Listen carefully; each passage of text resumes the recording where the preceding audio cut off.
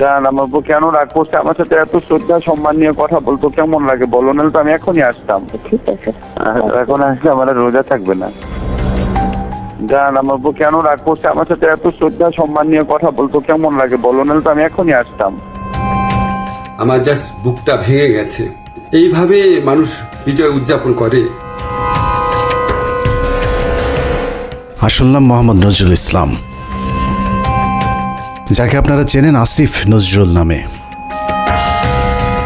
মোহাম্মদ নজরুল ইসলাম নাম পাল্টে যেভাবে আসিফ নজরুল হয়েছেন, ঠিক একইভাবে খোলস পাল্টে এক এক সময় এক এক পাত্রে হাজির হয়েছেন। পাত্র আলাদা হলেও পাত্রী হিসেবে আসিফ নজরুল সবখানে ফিট। কতটা ফিট সেটা জানতে আজকের পুরো অনুসন্ধান। আসিফ নজরুল স্যার, তুমি আসলে কার? কথায় আছে প্রয়োজনীয়তাই উদ্ভাবনের জনক। আসিফ নজরুল স্যারকে নিয়ে আজকের অনুসন্ধানটাও প্রয়োজনের প্রেক্ষিতেই করতে হয়েছে। অনেক জরুরি ইস্যুর মাঝেও আসিফ নজরুল স্যারের ইস্যুটাকে প্রাধান্য দিতে হয়েছে, কারণ তার হাতে আমাদের ভবিষ্যৎ গড়ার দায়িত্ব দিয়েছি আমরা। ইতিহাস গড়ার পথে যাত্রা করা ট্রেনের চালক যদি ভুল পথে যাত্রা করে, তাহলে এই জাতি আর কখনোই গন্তব্যে পৌঁছতে পারবে না। আসিফ নজরুল ওরফে নজরুল ইসলামকে সামনে রেখে সুখের স্বপ্ন নিয়ে 18 কোটি যাত্রী যে ট্রেনে চেপে বসেছে, সেই ট্রেন ভবিষ্যতে কোন দিকে যাবে সেটা অনুমান করতে চালকের অতীত সম্পর্কে একটু জেনে আসা বাঞ্ছনীয়। আসিফ নজরুলের অতীত কেমন সেটা জানার আগে ভারতীয় গোয়েন্দা সংস্থা বাংলাদেশে কিভাবে তাদের অপতৎপরতা চালায় সেটা একটু বুঝে আসতে হবে। বাংলাদেশের রয়ের প্ল্যান অনুযায়ী মোট 3টি লেয়ার কাজ করে। প্ল্যান এ সরাসরি ভারতের পক্ষে ঘোষণা দিয়ে কাজ করা, যেটা গেল 15 বছর আওয়ামী লীগ এবং হিন্দুরা করেছেন। রাষ্ট্রীয় গুরুত্বপূর্ণ প্রতিষ্ঠানগুলোতে বড় বড় পদ পদবি নিয়ে এরা সরাসরি ভারতের এজেন্ডা বাস্তবায়ন করেছে বাংলাদেশে। এমনকি শেখ হাসিনা নিজে ঘোষণা দিয়ে ভারতের পক্ষে কাজ করার কথা স্বীকার করেছেন। আমরা ভারতকে যে দিয়েছি সেটা ভারত সারা জীবন মনে রাখবে। দ্বিতীয় লেয়ারে থাকা রয়ের সদস্যরা কাজ করে গোপনে। তারা সরাসরি ভারতের পক্ষে কথা না বললেও ভারতীয় দূতাবাসের সাথে তাদের সার্বক্ষণিক যোগাযোগ রেখে ভারতের প্রয়োজনে সব কিছু করে থাকে। তৃতীয় লেয়ারে থাকা রয়ের সদস্যরা সবচেয়ে ভয়ঙ্কর। এদেরকে সাধারণ দৃষ্টিতে দেখে মনে হবে প্রচণ্ড ভারত বিরোধী, কিন্তু গোয়েন্দাদের প্রথম 2টি লেয়ার যখন অকৃতকার্য হয়, তখন সবশেষ লেয়ারটি কৌশলে দাঁড়িয়ে যায়। আর এই লেয়ারে যারা থাকে তাদের পরিচয় যখন প্রকাশ পায়, তখন আসলে কিছুই করার থাকে না। যে কারণে এদের ব্যাপারে অতি সাবধানী হওয়া অত্যন্ত জরুরি। এই শ্রেণীর ভারতীয় এজেন্টদেরকে সবচেয়ে বেশি কৌশলী হতে হয়, কারণ তাদেরকে ডুয়েল রোল প্লে করে দুই পক্ষকেই খুশি রাখতে হয়। এই ধরনের গোয়েন্দা এজেন্ট নির্বাচনে ভারতীয় গোয়েন্দাদের কিছু সুনির্দিষ্ট চাহিদা থাকে। এসব ক্ষেত্রে যারা আওয়ামী চেতনাধারী, দুশ্চরিত্র, ইসলাম বিদ্বেষী এমন ধরনের সব ব্যক্তিদেরকে বাছাই করা হয়। অন্তরে আওয়ামী চেতনা লালন করলেও প্রকাশ্যে তাদেরকে বিপরীত রূপে আত্মপ্রকাশ করানো হয়। এ ধরনের এজেন্ট তৈরিতে 1 যুগ 2 যুগ, আবার কখনো তারও বেশি সময় লেগে যায়, যাতে তাদের পেছনের ইতিহাস মানুষ ভুলে যায়। দেখতে কিছুটা নিষ্পাপ, শ্রুতিমধুর, বাকপটু গোছের এসব এজেন্টদেরকে দিয়ে কখনো কখনো সাধারণ ভারত বিরোধীদের চাইতেও কঠোর ভাষায় ভারতকে আক্রমণ করানো হয়, যা দেখে মনে হবে এরা প্রচণ্ড ভারত বিরোধী। আর এভাবেই তাদেরকে ভারত বিরোধী শিবিরে ধীরে ধীরে জনপ্রিয় করে তোলা হয়। এবং অত্যন্ত যৌক্তিক কারণে আজকে ভারতের বিরুদ্ধে আমাদের স্বাধীনতার ডাক দিতে হবে, ভারতের বিরুদ্ধে আমাদের সার্বভৌমত্বের ডাক দিতে হবে। আসিফ নজরুল ভারতের সেই দীর্ঘমেয়াদী প্ল্যান সি এর অংশ কিনা সেটা বুঝতে আমাদেরকে আরও 32 বছর পেছন থেকে শুরু করতে হবে। 19 জানুয়ারি 1992। 1975-এর 15 আগস্ট থেকে 1981 সাল পর্যন্ত 6 বছর ভারতীয় মগজ ধোলাইয়ের পর দেশে ফেরেন শেখ হাসিনা। শেখ হাসিনা দেশে ফেরার 15 দিনের মাথায় জিয়াউর রহমানকে হত্যা করে ভারত। জিয়াউর রহমান যেভাবে আন্তর্জাতিক মহলের কাছে জনপ্রিয় হয়ে উঠছিলেন, তাতে ভারতের মাথা ব্যথার কারণ হয়ে দাঁড়ায়, যে কারণেই তাকে হত্যা করে এরশাদকে ক্ষমতায় বসানো হয়। এদিকে প্রধানমন্ত্রী হিসেবে শেখ হাসিনাকে প্রস্তুতির কাজও চলতে থাকে। 1990 সালে এরশাদের পতনের পর ভারতের ইচ্ছে ছিল শেখ হাসিনাকে প্রধানমন্ত্রী বানানোর, কিন্তু 1991 সালে নির্বাচনে সবাইকে অবাক করে দিয়ে বাংলাদেশের মানুষ বেগম খালেদা জিয়াকে প্রধানমন্ত্রী নির্বাচিত করেন। 1991 সালে খালেদা জিয়া প্রধানমন্ত্রী হবার বছর না ঘুরতেই শুরু হয় ভারতের প্রথম চক্রান্ত। 1992 সালের শুরুতেই শুরু হয় দেশকে বিভাজনের মুখে ঠেলে দেওয়ার প্রথম ভারতীয় অভিযান।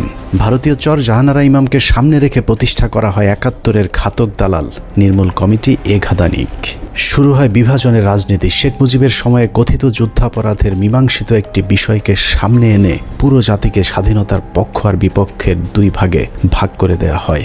সার্বভৌম রাষ্ট্রের সংবিধানকে বৃদ্ধাঙ্গুলি দেখিয়ে তৈরি করা হয় কথিত গণ আদালত, এবং সেই আদালতে বিচারিক কার্যক্রম পরিচালনা করা হয় রাষ্ট্রের বিচার ব্যবস্থাকে চ্যালেঞ্জ করার অপরাধে খালেদা জিয়া সরকার জাহানারা ইমাম সহ 24 জনের বিরুদ্ধে একটি রাষ্ট্রদ্রোহ মামলা করেন। নিশ্চয়ই ভাবছেন অনুসন্ধানের কোথা থেকে কোথায় যাচ্ছি। আসলে এত কিছু বলার কারণ, যাকে নিয়ে অনুসন্ধানের শুরু করেছে সেই আসিফ নজরুলের আসল পরিচয় খুঁজে বের করতেই এত কিছু বলা হচ্ছে। 1992 সালে খালেদা জিয়ার সরকার প্রথম ভারতের যে ষড়যন্ত্র রুখে দিয়েছিলেন, সেই ষড়যন্ত্রের উদ্যোক্তাদের মধ্যে অন্যতম ছিলেন জাহানারা ইমাম, শাহরিয়ার কবির, মুনতাসির মামুন এবং ভারতীয় গুপ্তচর আসিফ নজরুল। জাহানারা ইমামকে প্রধান আসামি করে খালেদা জিয়ার সরকার যে রাষ্ট্রদ্রোহ মামলাটি করেছিল, সেই মামলার অন্যতম একজন আসামি ছিলেন আমাদের আজকের আসিফ নজরুল ওরফে মোহাম্মদ নজরুল ইসলাম। এই যে আসিফ নজরুল এখন নাম করা কলাম লেখক, তাকে নিয়োগ করা হলো। আপনারা জেনে খুশি হবেন, আসিফ নজরুলের আদর্শিক গুরুর নাম জনাব শাহরিয়ার কবির। শাহরিয়ার কবির যখন সাপ্তাহিক বিচিত্রার সম্পাদক, আসিফ নজরুল ছিলেন তার প্রধান সেনাপতি। ভারতের এজেন্ডা বাস্তবায়নে ভারতের প্রধান সেনাপতির ভূমিকায় ছিলেন শাহরিয়ার কবির। শাহরিয়ার আসিফদের যৌথ প্রযোজনায় ভারতীয় মিশন বাস্তবায়নের কাজ যখন তুঙ্গে, তখন ভারতীয় ষড়যন্ত্রের বিষ দাঁত ভেঙে দিতে উল্কার মতো ছুটে আসে এক উজ্জ্বল নক্ষত্র। আমরা ভারতকে দেখিয়ে দেব ইনশাআল্লাহ, এই পৃথিবীতে বাংলাদেশের সবচাইতে বড় দুশ্মন ভারত। সবচাইতে বড় দুশ্মন কে?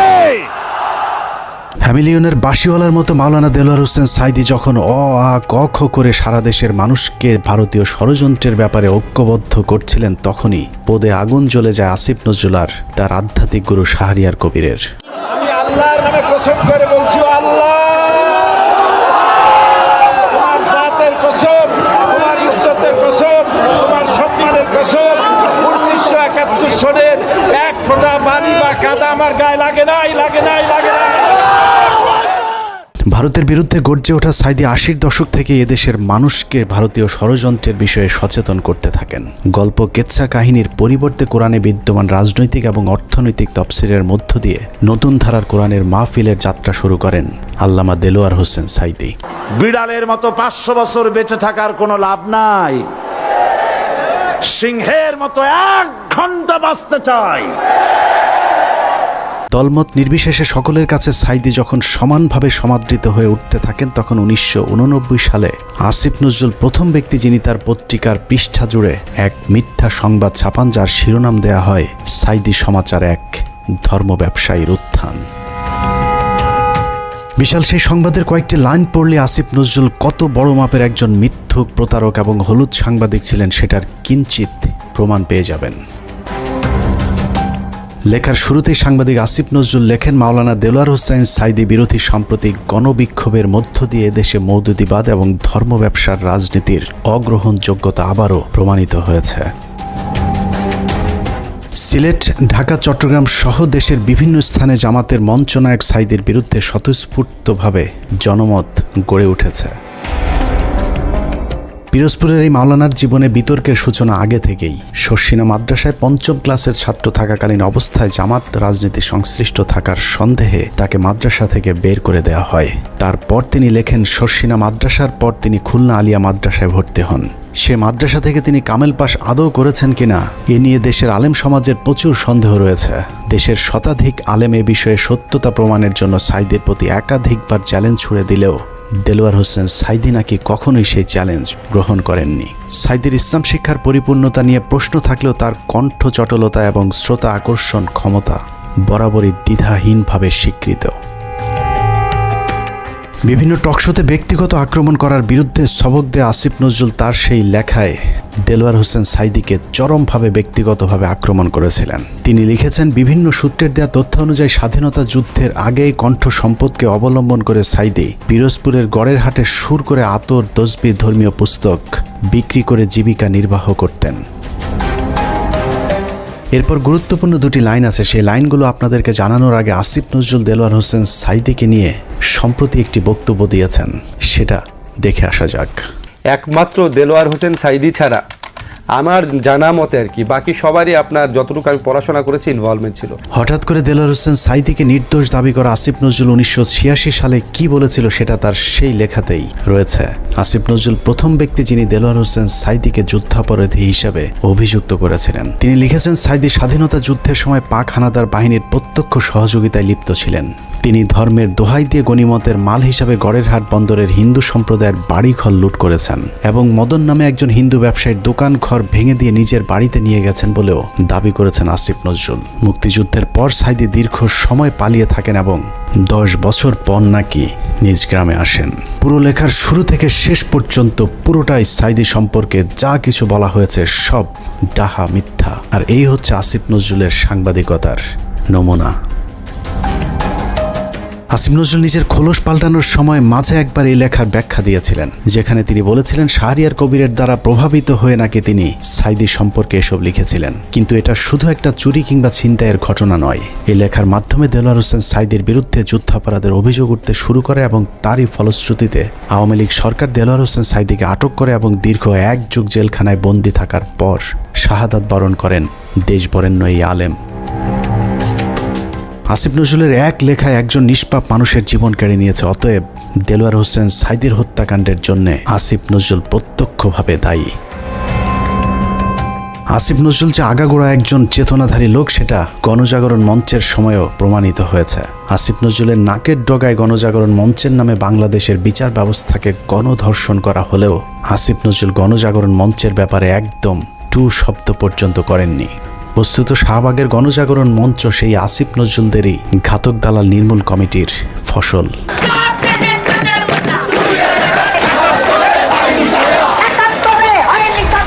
আসিফ নজরুলের কাঁধে দেয়া ভারতীয় ষড়যন্ত্রের প্রথম অ্যাসাইনমেন্ট শেষ হয়েছে।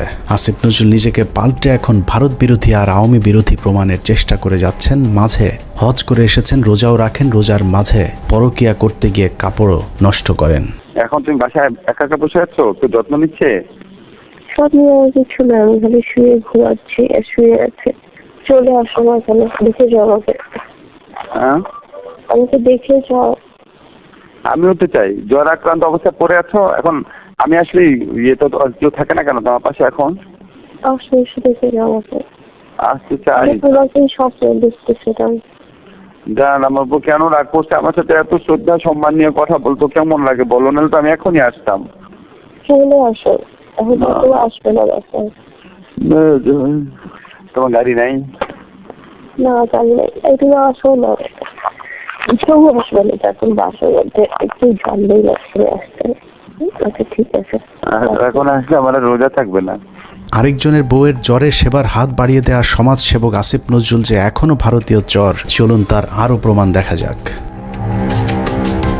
রমনা বটমূল সারা দেশে সিরিজ বোমা হামলা, নারায়ণগঞ্জ গ্রেনেড হামলা থেকে শুরু করে বাংলাদেশে ভারতীয় গোয়েন্দা সংস্থার যে কটি বড় চক্রান্ত হয়েছে তার মধ্যে একটি 21শে আগস্ট গ্রেনেড হামলা। কতটা সূক্ষ্মভাবে 21শে আগস্টের ঘটনা ঘটিয়েছে তা নিয়ে আমাদের একটি অনুসন্ধান চলছে, যা কিছুদিনের মধ্যেই প্রকাশ করা হবে। সম্প্রতি 21শে আগস্টের মামলা থেকে তারেক রহমান সহ বিএনপির সব আসামিদেরকে অব্যাহতি দেওয়া হয়েছে। তার মানে বিএনপি এই ঘটনার সাথে জড়িত নয়। অথচ এই আসিফ নজরুলের স্বভাব সুলভ জোরালো ভঙ্গিতে বলেছিলেন 21শে আগস্ট গ্রেনেড হামলার জন্য দায়ী বিএনপি এবং ওই ঘটনাটি ধামাচাপা দেওয়ার জন্যও নাকি বিএনপি চেষ্টা করেছিল। বিএনপি কি এই হত্যার ঘটনা 21শে আগস্ট আক্রমণের ঘটনা ধামাচাপা দিতে চেয়েছে? অবশ্যই চেয়েছে। তারা জঘন্য রকম ভাবে ধামাচাপা দিতে চেয়েছে, হাস্যকর ভাবে ধামাচাপা দিতে চেয়েছে। এখন প্রশ্ন হলো আসিফ নজরুলের বক্তব্য কোনটা সঠিক? বিএনপি দোষী নাকি বিএনপি নির্দোষ? যদি এখন বিএনপির চাপে তারেক রহমানকে অব্যাহতি দিয়ে থাকে তাহলে তার পদত্যাগ করা উচিত। আর যদি আগের বক্তব্য মিথ্যা হয় তাহলে সেই মিথ্যা তিনি কার পরামর্শে বলেছিলেন সেই জবাব জনগণের সামনে দিতে হবে। আসলে আসিফ নজরুল আগে যা বলেছিলেন সেটাই তার আসল চরিত্র। এখন তিনি যা করছেন সেটা তার অভিনয়। উপরে উপরে নিজেকে আওয়ামী এবং ভারত বিরোধী প্রমাণের জন্য রক্ত গরম করার কথা বললেও আসিফ নজরুল আসলে একজন ভারতীয় জ্বর এবং তিনি যা কিছু করেন সবকিছু ভারতীয় থিঙ্ক ট্যাঙ্ক, ডেইলি স্টার এবং প্রথম আলোর অফিস থেকেই করানো হয়। অনেকেরই মনে হতে পারে আসিফ নজরুল আগে খারাপ থাকলেও এখন ভালো হয়ে গিয়েছেন, কিন্তু চলুন দেখা যাক আসিফ নজরুল আসলেই ভালো হয়েছেন কিনা। আমার জাস্ট বুকটা ভেঙে গেছে। এইভাবে মানুষ বিজয় উদযাপন করে, আপনার পলিটিক্যাল অপোনেন্টের উপর আপনার রাগ থাকতে পারে, আপনার পুলিশের উপর রাগ থাকতে পারে, এই জন্য এইভাবেই নির্বিচার হামলা করা হবে। 5 তারিখ বিজয়ের পর আসিফ নজরুলের প্রথম ভিডিও বার্তা ছিল আওয়ামী লীগের প্রতি সমবেদনা জানিয়ে। আওয়ামী লীগকে বাঁচাতে তার কাকুতি দেখে মনে হয়েছে নিজ দলের নির্যাতিত মানুষের পক্ষে দাঁড়িয়েছেন আসিফ নজরুল। অথচ তার কয়েক ঘন্টা আগেও প্রায় 2000 মানুষকে নির্মমভাবে হত্যা করেছে এই আওয়ামী লীগেরই সন্ত্রাসীরা। একটা ঘটনা যেন আর না ঘটে। আমার প্রতি যদি আপনাদের বিন্দুমাত্র ভালোবাসা থাকে, যাদের ভালোবাসা থাকে, তারা এই কাজ করবেন না। আসিফ নজরুল সেই উপদেষ্টা যার কার্যালয় থেকে শেখ মুজিবের ছবি নামাতে সবচেয়ে বেশি সময় লেগেছে। আসিফ নজরুলের বাসায় প্রায় 2 মাস পালিয়েছিলেন সামন্তলাল সেন, যিনি জ্বালাও পোড়াও নাটকের মূল হোতা। আসিফ নজরুল তার চাচা শ্বশুর জাফর ইকবালকে আটক না করে দেশ থেকে পালিয়ে যেতে সুযোগ করে দিয়েছেন। অথচ 5 তারিখের 1 সপ্তাহ আগে যিনি আন্দোলনকারী ছাত্রদেরকে পাকিস্তানি রাজাকার বলে সরকারকে ছাত্র হত্যায় উস্কে দিয়েছিলেন। আসিফ নজরুল খুনের মামলার আসামি আনোয়ার হোসেন মঞ্জুকে পুলিশ আটক করার 1 ঘন্টার মাথায় ছেড়ে দিতে বাধ্য করেছিলেন। এই ঘটনায় আসিফ নজরুল তার এক সাংবাদিক বন্ধুর মাধ্যমে 5 কোটি টাকা নগদ ঘুষ নিয়েছিলেন। ঘটনাটি তদন্ত করলেই বেরিয়ে আসবে আসিফ নজরুলের তদবিরে আনোয়ার হোসেন মঞ্জু ছাড়া পেয়েছিলেন কিনা। অথচ মঞ্জুর ইত্তেফাক পত্রিকা গেল 15 বছর হাসিনার দালালি করেছে এবং আন্দোলনের সরাসরি ছাত্রদের বিরুদ্ধে অবস্থান নিয়েছিল ইত্তেফাক পত্রিকা। আসিফ নজরুল সেই উপদেষ্টা যার ইশারায় সাবের হোসেন চৌধুরী সহ একের পর এক আওয়ামী লীগের হত্যা মামলার আসামিরা জামিনে ছাড়া পাচ্ছেন। সূত্র জানিয়েছে প্রতিটি জামিনে আসিফ নজরুল মোটা অঙ্কের টাকা নিচ্ছেন। সব শেষ ঝিনাইদহের বিচারক জামিন দিতে না চাইলে তাকে ছুটিতে পাঠানোর ভয় দেখিয়ে ঝিনাইদহের আওয়ামী লীগের সাবেক এমপিকে জামিন দিতে বাধ্য করেন আসিফ নজরুল। ঝিনাইদহে নাশকতা ও হত্যা মামলায় গ্রেপ্তার আওয়ামী লীগের সাবেক 2 সংসদ সদস্যকে অন্তর্বর্তীকালীন জামিন দিয়েছে আদালত। আসিফ নজরুলের চাপে বিভিন্ন থানায় মামলা নিতে গড়িমসি করছে পুলিশ। কারণ আসিফ নজরুল গণহারে আসামিদের বিরুদ্ধে মামলা না দেওয়ার জন্য আওয়ামী লীগের পক্ষে দাঁড়িয়েছিলেন।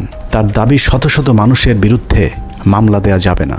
অথচ আন্দোলনের সময় আওয়ামী লীগের হাজার হাজার সন্ত্রাসীরা ছাত্র হত্যায় অংশ নিয়েছিল। অথচ আসিফ নজরুল গণহারে মামলার বিপক্ষে। ঢালাও মামলার একটা খুব মারাত্মক একটা প্রকোপ দেশে দেখা দিয়েছে, এটা আমাদেরকে অত্যন্ত বিব্রত করে। এরই মধ্যে যেসব হত্যা মামলা হয়েছে তার অধিকাংশ আসামিকে ধরার কোনো তৎপরতা নেই। প্রায় সবখানে আওয়ামী লীগের লোকজন যেভাবে বুক ফুলিয়ে ঘুরে বেড়াচ্ছে তাতে মনে হচ্ছে এ যেন দেখার কেউ নেই। 15ই আগস্ট জাতীয় দিবস বাতিল করা হয়েছিল, সেই রায় স্থগিত করা হয়েছে আসিফ নজরুলের নির্দেশে। সবচেয়ে ভয়ঙ্কর বিষয় হলো যে ছাত্রদের প্রতিনিধি হিসাবে আসিফ নজরুল উপদেষ্টার পদ বাগিয়ে নিয়েছেন। সেই ছাত্রদের কতজন জুলাই হত্যাকাণ্ডে নিহত হয়েছিলেন তাদের সংখ্যাও এখন পর্যন্ত সঠিকভাবে গণনা করা হয়নি। যারা আহত হয়েছিল তাদেরও খোঁজ নিচ্ছে না সরকার। উন্নত চিকিৎসার অভাবে আহত অনেকে মৃত্যুর দিকে এগিয়ে যাচ্ছে। অথচ আগস্টেই বলা হয়েছিল তাদেরকে উন্নত চিকিৎসার জন্য বিদেশে পাঠানো হবে। বাস্তবে এখন পর্যন্ত একজনকেও বিদেশে পাঠানো হয়নি উন্নত চিকিৎসার জন্য। আমার এই শরীরে আমি কি করতে পারবো? যার হাত নাই সেই শরীরে কি করতে পারবে? যার পা নাই তার সে কি করবে? এখানে দেখেন চোখে অনেক গুলি আছে। আমার এলাকাতে আমার ছোট ভাই আমার একসাথে আন্দোলন করছে, ওর মাথার ভিতরে এখনো 2টা গুলি আছে। ইস্তিয়াক না, ও কি করবে? আমাদের পুনর্বাসনের একটা ব্যবস্থা করা উচিত। কি করতেছে টাকা তো কি করতেছে ওগুলা? আমরা কি উন্নয়নের, আমরা কি আর কি দেশ সংস্কারের অংশ না? এদেরকে এইভাবে অমূল্য, এদেরকে টিস্যু হিসাবে এখন ফেলে দেওয়া হয়েছে। টিস্যু, এরা এখন টিস্যু। আমিও আন্দোলনে ছিলাম, হয়তো আল্লাহ আমার শরীর সুস্থ রাখছে, আমি আল্লাহর কাছে লাখো শুকরিয়া করি। কেন লাখো শুকরিয়া করি জানেন? কারণ কি আমি যদি গুলি খেতাম, আমি যদি আহত হইতাম, কেউ দেখতে আসতো না আমাকে, কেউ দেখতে আসতো না আমাকে। আজকে এদের প্রত্যেককে আজকে এখানে দাঁড়ায় তাদেরকে আন্দোলন করতে হচ্ছে। কেন তারা আন্দোলন কেন করবে? বিডিআর হত্যাকাণ্ডের মূল রহস্য উদ্ঘাটনে একটি কমিশন গঠন করার কথা থাকলেও সেটা এখনো পর্যন্ত করা হচ্ছে না।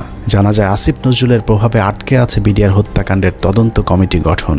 আমি major Mohammad Zahidi Ahsan Habib, retired, BDR হত্যাকাণ্ডের একজন প্রত্যক্ষদর্শী।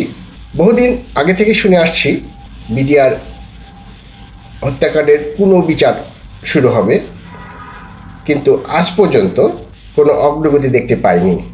এই পিলখানা হত্যাকাণ্ড, যে পিলখানা হত্যাকাণ্ডের সাথে সরাসরি আওয়ামী সরকার বা ভারতীয়রা জড়িত ছিল, সেই পিলখানা হত্যাকাণ্ডের বিচারের কোনো অগ্রগতি এখনও নাই। গত 4 মাস 4টি ডেট পড়ার পরেও তারা মুক্তি পায় নাই। কোর্ট বিভিন্ন অজুহাতে জামিন শুনানি দীর্ঘায়িত করছেন। এদিকে পিলখানা হত্যাকাণ্ডে বলির পাঠা বিডিআর জওয়ানদের মামলায় 5 তারিখের পর 3টি জামিন শুনানি হয়েছে।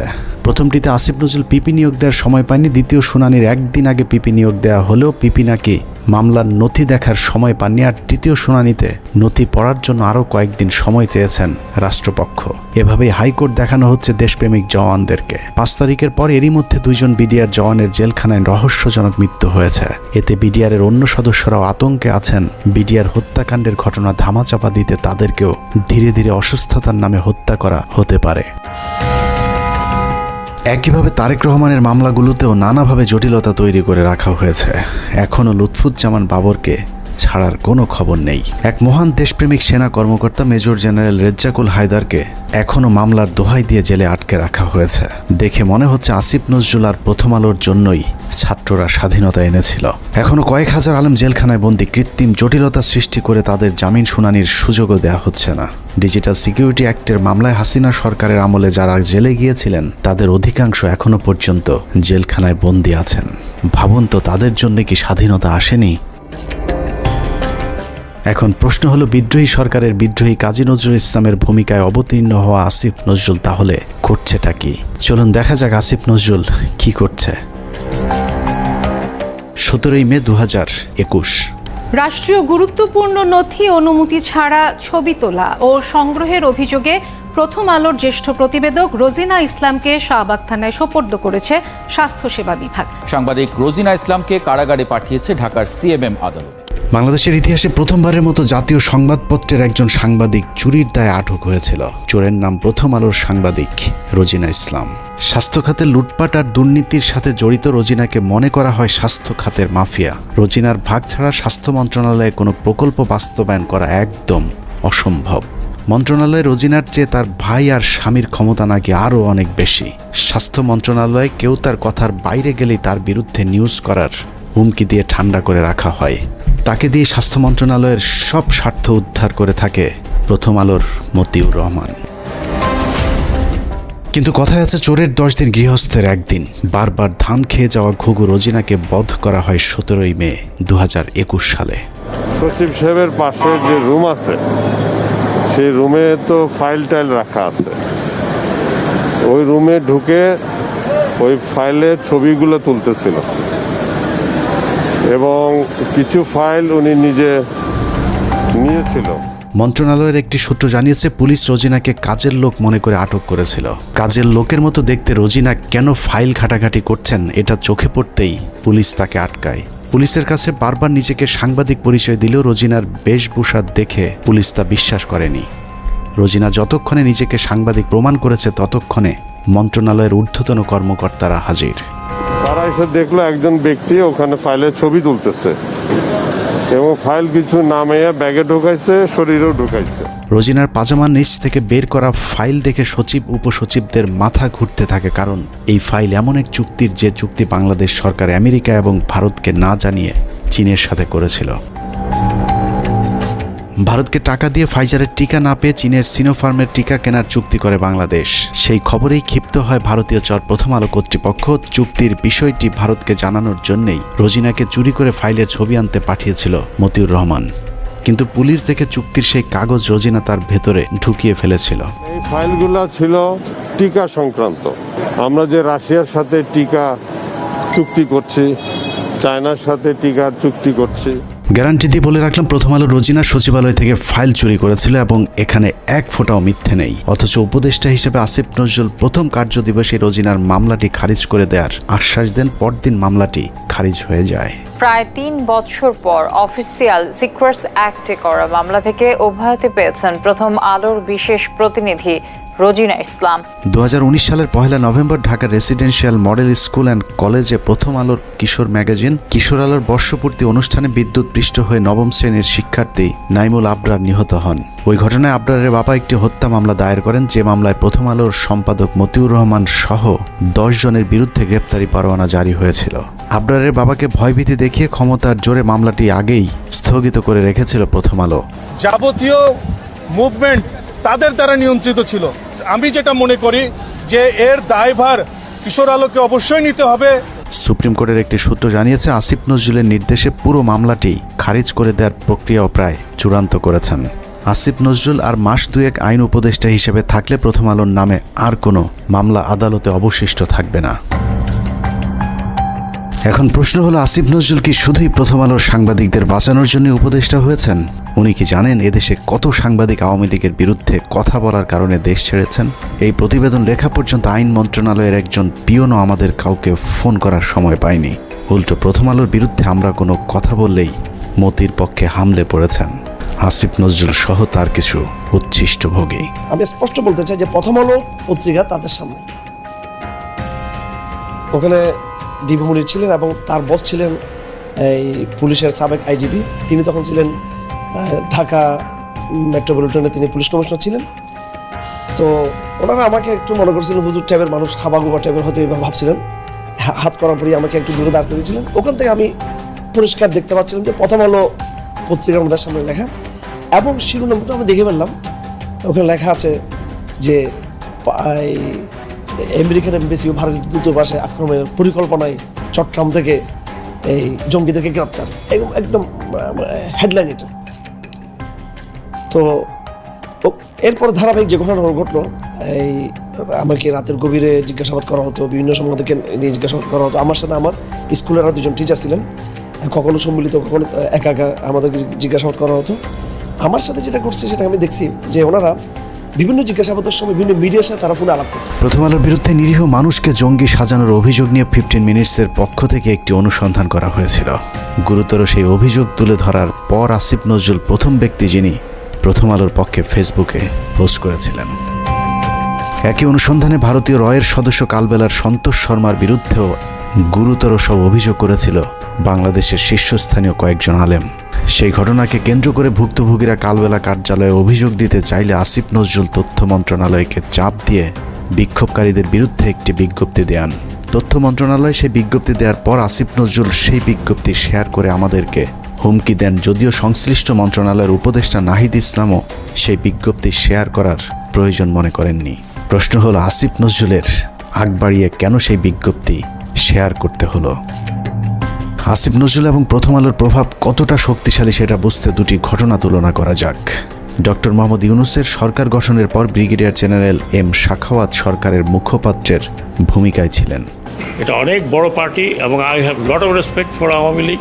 বঙ্গবন্ধুর স্বপ্ন ছিল নষ্ট করবেন না, এটা আপনার নষ্ট করার কোনো অধিকার নাই। পার্টিকে রিঅর্গানাইজ করেন, একটা পলিটিক্যাল পার্টির মতো যেভাবে থাকে, ইলেকশন আসলে ইলেকশন কন্টেস্ট করবেন। আওয়ামী লীগের পক্ষে সাখাওয়াতের এক বক্তব্যে মন্ত্রণালয়ে ছাড়তে হয়েছে প্রভাবশালী এই উপদেষ্টাকে। এবার চলুন প্রথম আলো আর আসিফ নজরুল কত শক্তিশালী সেটা দেখা যাক।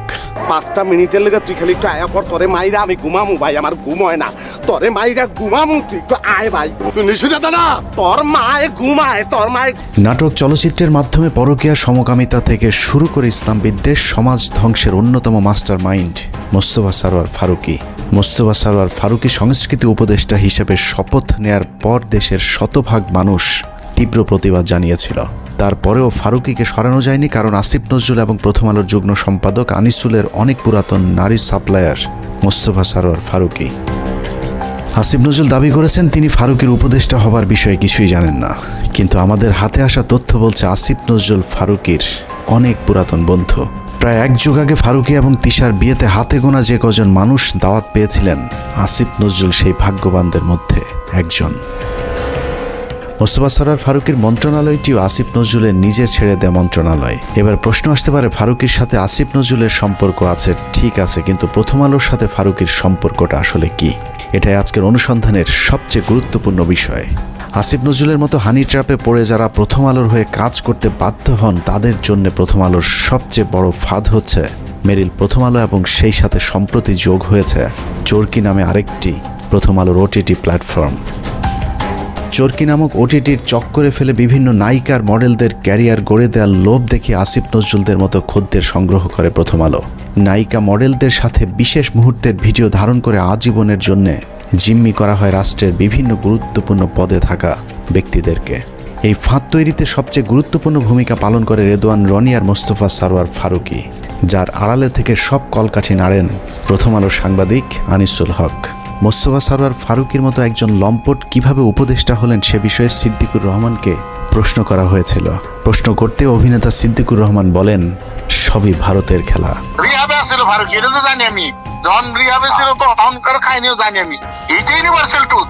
সালারা দেখ দেখি যে মানুষটাকে 90% মিডিয়ার মানুষ তাদের বিরোধী, 10% তার পক্ষের লোক পাওয়া যাবে কিনা সন্দেহ। সেই মানুষটা আমি পুরো অবাক হয়ে গেলাম। সরে তার বানাইছে প্রথম আলো, এটা তো প্রথম আলো, বেসিক্যালি প্রথম আলো, বুঝছি রেলিস্টা প্রথম আলো। উইকিপিডিয়ার তথ্য অনুযায়ী ট্রান্সকম গ্রুপের মালিকানাধীন মিডিয়া স্টার লিমিটেডের অধীনে প্রথম আলোর মাধ্যমে পরিচালিত চরকি নামক প্রতিষ্ঠানটির প্রধান পরিচালনা কর্মকর্তা রেদওয়ান রনি, আর চরকিতে সবচেয়ে বেশি কন্টেন্টের যোগানদাতা মোস্তফা সরোয়ার ফারুকী। নারী খেকো আনিসুল, ফারুকী আর রনি 3 মাফিয়ার হাতে জিম্মি হয়ে আছে বাংলাদেশের মিডিয়া জগৎ। প্রথম আলো চক্রের ফাঁদে পা দিয়ে অনেক অভিনেত্রী অন্ধকার জগতে জড়িয়েছে, আবার যারা তাদের ফাঁদে পা দিতে রাজি হয়নি তাদেরও ক্যারিয়ার ধ্বংস হয়ে গিয়েছে। তো আজকাল তো দেখা যাচ্ছে শেখ হাসিনার তারাইয়া যেই জিনিসটা হয়েছে সেখানে সেই উপদেষ্টারা মানে উচ্ছিষ্ট করছে দেশটাকে। যেমন ফারুকীর জন্য যখন এই ডক্টর ইউনূস বাইরে গেল, রাস্তাঘাট ভাইঙ্গা মানে শেখ হাসিনার মতে তার বয়দায় করতে চাইছে, সে নির্লজ্জভাবে নতুন উপদেষ্টাদের সাথে শপথ নিয়ে চাকরি করা শুরু করলেন, একদিনও চাকরি মিস করেন নাই। এই ফারুকী তো একটা সময় দেখতাম গাঞ্জা ছাড়া কিছু খায় না, হ্যাঁ। তারপরে তার একটু উন্নতি হইলো অপিকরিম রেছাইরা, তার আগে বন্যার সাথে ছিল, তার আগে যে গান গায় যে কালী মহিলাটা ভুলে গেছে নামটা, ভুলে গেছে। তারপরে সে এতটাই অমঙ্গলজনক ছিল যে তার ভাই ব্রাদাররা যে প্রথম 4 জন তো জীবন এরা জীবন, আমরা যখন শুটিং করতেছি আশুতোষ জন্য বাইনোকুলার, তিন্নিকে ওরা যৌন হয়রানি এবং তাকে শারীরিকভাবে মানসিকভাবে এতটাই ভারাক্রান্ত করছিল। আমরা মামুন আমাকে বলছে যে আপা আশুতোষ শুটিংটা বন্ধ করে দিই। এবং একাধারে তো আমি তো গাঁজা খেতে দেখছি, পরবর্তীতে শুনলাম তিনি ফারুকী রিহ্যাব করে আসছে।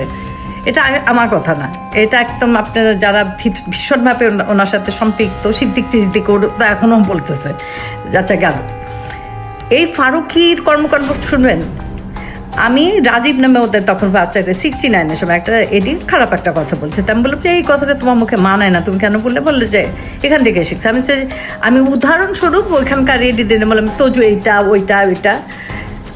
ফারুকী এতটাই মানে তখন গান্ধার তোটে বুঝলা গেছে গে, সবই দরজা আটকাইয়া সব এডিগুলো রেখে আমাকে মাঝখানে এমন অপমান করলো, তোজু এরকম সেরকম সেরকম।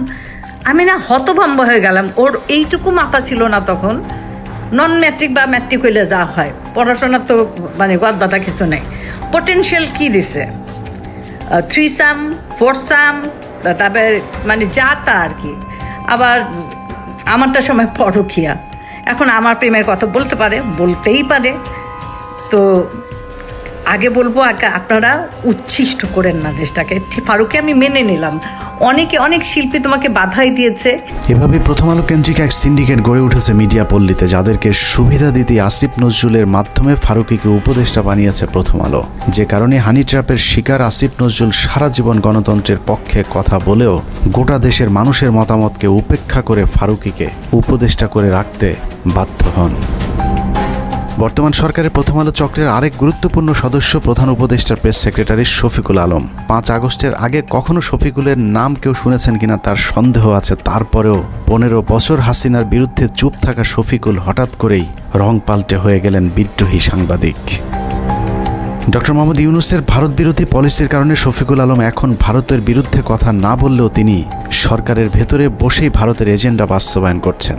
5 আগস্টের 4 দিন পর 9 তারিখে বাংলাদেশে হিন্দু নির্যাতনের মিথ্যে অভিযোগ তুলে শাহবাগে হিন্দুদের যে সমাবেশ হয়েছিল, সেই সংবাদ এএফপিতে প্রচার করে তিনি প্রথম বাংলাদেশে হিন্দু নির্যাতনের বিষয়টি আন্তর্জাতিক স্বীকৃতি দিয়েছিলেন, যে বিষয়টি তিনি ফেসবুকে পোস্ট করেছেন। এছাড়া রাহুল আনন্দের বাড়িতেও আন্দোলনকারীরাই নাকি অগ্নি সংযোগ করেছে এমন মিথ্যা গুজবও তিনি তার ফেসবুকে ছড়িয়েছিলেন। ডক্টর ইউনূসের আদেশ মান্য করতে ইদানিং শফিকুল হিন্দুদের উপর নির্যাতনের বিষয়টি অস্বীকার করলেও প্রেস সেক্রেটারি হবার আগ পর্যন্ত তিনি হিন্দু নির্যাতনের মিথ্যা গুজব তার ফেসবুকে প্রচার করেছেন, যা এখনও তার ফেসবুক ওয়ালে গেলে পাওয়া যায়। শফিকুলের আসল পরিচয় জানতে তার কিছু পুরাতন ফেসবুক পোস্ট দেখলেই চলবে। 2020 সালে শেখ মুজিবের ব্যবহৃত জিনিসের প্রদর্শনীতে গিয়ে মুজিবের পছন্দের কালো কোট পরে ছবি পোস্ট করেছিলেন শফিক। অতীতে আওয়ামী প্রীতি এবং ইসলাম বিদ্বেষী এরকম অনেক পোস্ট রয়েছে শফিকুলের ফেসবুকে। 5 তারিখের পরেও অভ্যাসজনিত কারণে নিজের মুজিব প্রেম এবং ইসলাম বিদ্বেষী চিন্তার বহিঃপ্রকাশ ঘটছে তার বিভিন্ন লেখনীতে। 5 তারিখ শেখ মুজিবের মূর্তি ভাঙার ভিডিও শেয়ার করে শেখ মুজিবকে ইন্ডিপেন্ডেন্ট হিরো আখ্যা দিয়েছিলেন কথিত আওয়ামী বিরোধী সাংবাদিক শফিকুল আলম। আগস্টের 9 তারিখে শেখ মুজিবের নামের পরিবর্তে হযরত ইব্রাহিম আলাইহিস সালামের নামে এক্সপ্রেসওয়ের নাম পরিবর্তনে বেজায় কষ্ট পেয়েছিলেন শফিকুল আলম। শফিক লিখেছিলেন, শেখ মুজিবের নামের পরিবর্তে ইব্রাহিম আলাইহিস সালামের নাম দেওয়াটা একটা ফাজলামো। যারা মুজিবের নামের জায়গায় ইব্রাহিম আলাইহিস সালামের নাম চেয়েছেন তাদের বিচারের দাবি করে শফিকুল আলম লিখেছিলেন, যদি নাম পরিবর্তন করতেই হয় তাহলে ইব্রাহিমের নামের পরিবর্তে যোগেন্দ্রনাথ মণ্ডলের নাম দেয়া হোক। 15 বছর শেখ হাসিনা লুটপাটের উদ্দেশ্যে করা কোনো প্রকল্প নিয়ে শফিকের এত খারাপ লাগেনি যতটা মডেল মসজিদ করাতে লেগেছে। বিটিভির টকশোতে গিয়ে শফিক ক্ষোভ জানিয়ে বলেছেন, মডেল মসজিদ কেন বানাতে হবে? এই যে সরকারি ব্যয় আমার এত 560টা মসজিদ কেন করতে হবে? আমাদের মসজিদের কি অভাব পড়ছিল? বিএনপির ব্যাপারেও চরম বিদ্রোহী শফিকুল আলম। 5 তারিখের পর বিএনপি 3 মাসের মধ্যে নির্বাচন চাইলে শফিকুল বলেছিলেন, বিএনপি হাসিনাকে ক্ষমতা থেকে নামায়নি, অতএব বিএনপির কথা মতো তত্ত্বাবধায়ক সরকার তাদের মেয়াদ নির্ধারণ করবে না। সবকিছুর পর এখানেও প্রশ্ন আসতে পারে, প্রথম আলোর সাথে শফিকুল আলমের সম্পর্কটা কি? শফিকুল আলম সবশেষ এএফপির বাংলাদেশ ব্যুরো চিফ হিসাবে কাজ করেছেন। প্রধান উপদেষ্টার প্রেস সচিব হওয়ার আগে তার জায়গায় তিনি প্রথম আলোর জঙ্গি বিষয়ক বিশেষ সাংবাদিক সাবিহা আলমকে বসিয়ে এসেছেন।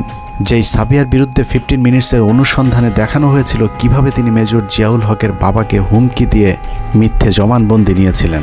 আপনি বলছেন যে জিয়া হচ্ছে একরোখা এবং ধর্মান্ধ ছিল, এই বক্তব্যগুলিও আপনি কোন পরিস্থিতিতে দিচ্ছেন? তখন যে পরিস্থিতি ছিল ওই পরিস্থিতির শিকার হয়ে আমি এটা বলতে পারি। এটা না হলে আপনাদের অত্যাচার হয়ে যেত। আমিও তো হয়তো আয়না করে থাকতেন। উনি বললো যে আমি সাংবাদিক ও আই রিপোর্ট এগেইনস্ট সামথিং, উনি নাকি উনি বিশেষ সাংবাদিক বলে যে জানেন আপনার কিন্তু ক্ষতি হতে পারে, দেখো আমি একটু চেক করতেছি, বুঝলেন? যদি আমি ওনার পক্ষে আনসার না করবি প্রথম আলোর মতিউরের আরেক বন্ধু টিআইবির নির্বাহী পরিচালক ইফতেখারুজ্জামান, তাকে বসানো হয়েছে দুদক সংস্কার কমিশনের চেয়ারম্যানের পদে।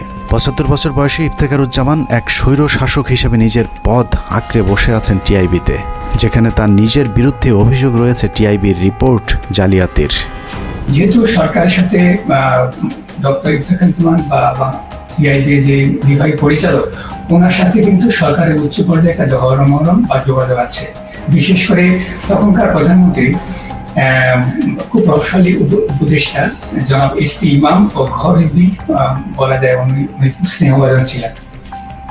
এখন অনেকটা বলা যায় এই সম্পর্কের কারণে আওয়ামী লীগ সরকার বা শেখ হাসিনার সরকার যাতে করে কোনো প্রকার ব্যয়কায়দা না পড়ে এবং টিআইবিও যেন ঝুঁকিতে না পড়ে বা শেখ হাসিনার বিরাট ভাজন না হয়, তখন উনি যে কাজটা করেছেন এই রিপোর্টটাকে তামাদি করে দিয়েছেন। উনি প্রকাশ না করার জন্য সিদ্ধান্ত নিয়েছিলেন এবং এই রিপোর্টটা যদি প্রকাশ পেত তাহলে বাংলাদেশের মানুষ, বাংলাদেশের জনগণ এবং বাংলাদেশের বিভিন্ন পর্যায়ে যারা আছে বা দাতা সংস্থাগুলোকে জানতে পারত যে বাংলাদেশে উচ্চ পর্যায়ে কিভাবে দুর্নীতিগুলো সংঘটিত হয়, আয়োজিত হয় এবং দুর্নীতির যে সাথে যুক্ত যারা বলা যায় প্লেয়ার বা খেলোয়াড়, তারা কিভাবে সেখানে খেলে, কার কি রোল থাকে এবং সেটার প্রভাব কি আমাদের দেশবাসী খুব ভালোভাবে জানতে পারত। টিআইবির সাবেক কর্মকর্তা রেজাউল করিমের করা কয়েকটি রিপোর্ট সহ বিগত আওয়ামী সরকারের বিরুদ্ধে করা গুরুত্বপূর্ণ কয়েকটি রিপোর্ট গায়েব করে দিয়েছিলেন ইফতেখারুজ্জামান। ইফতেখারের মাধ্যমে প্রথম আলো আসিফ নজরুল গং তাদের পছন্দের দুর্নীতিবাজ এক কর্মকর্তাকে দুদকের চেয়ারম্যান বানানোর অপতৎপরতা শুরু করেছেন।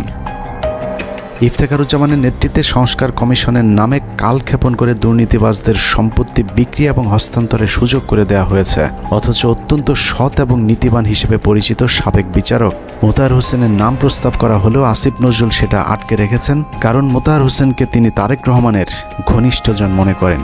আসিফ নজরুলের সাফ কথা, তারেক রহমানের ঘনিষ্ঠ কেউ দুদকের চেয়ারম্যান হতে পারবে না।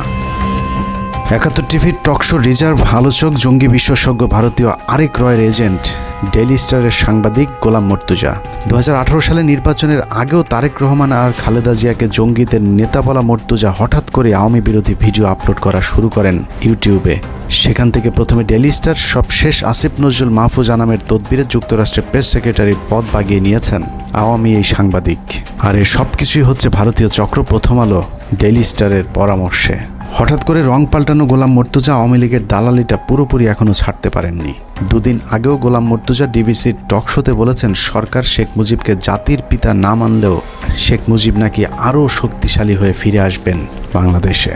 আর এটাই হচ্ছে সাংবাদিক গোলাম মর্তুজার আসল চেহারা।